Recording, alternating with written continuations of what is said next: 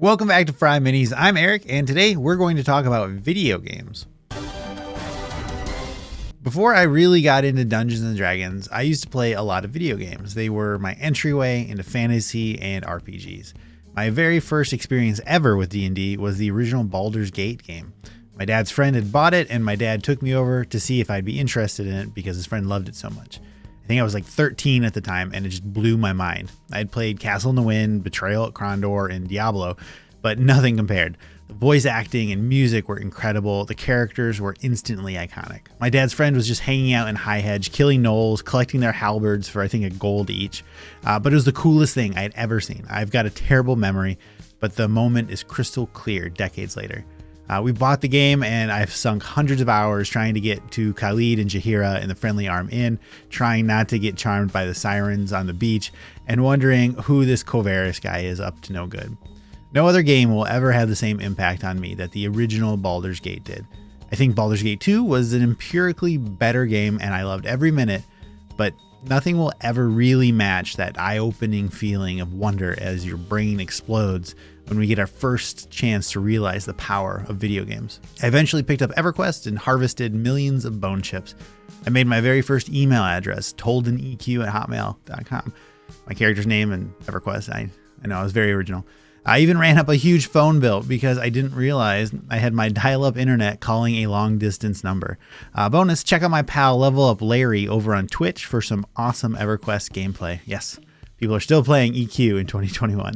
World of Warcraft came next. Julie and I bonded over WoW. It played a significant role in building our relationship.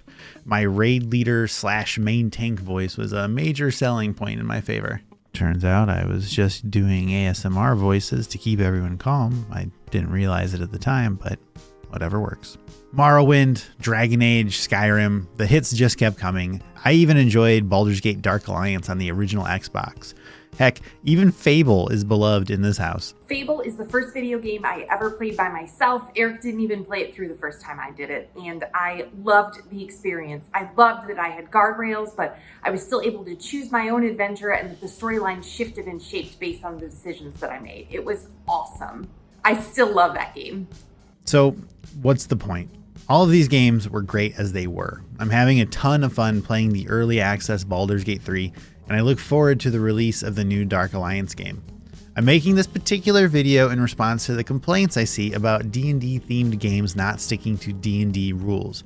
A book is a different experience than a movie. A video game is a different experience than a tabletop game.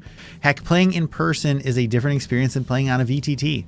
To expect one-to-one perfection is to demand a bad experience. You can't have a fast-paced action game like Dark Alliance if you're limited to just 2 attacks every 6 seconds. And you can't cover vast distances in an open world game like Baldur's Gate 3 without some teleportation, or an audience that'll sit and wait for days at a time as you go from point A to point B. Tweaks and changes are bound to happen when you switch between platforms and genres.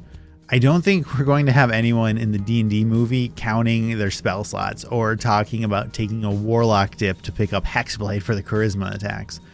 All of these things need to be great on their own and share inspiration.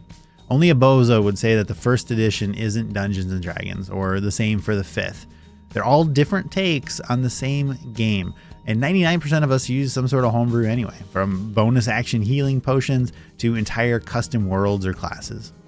If these games can't make changes, why can you?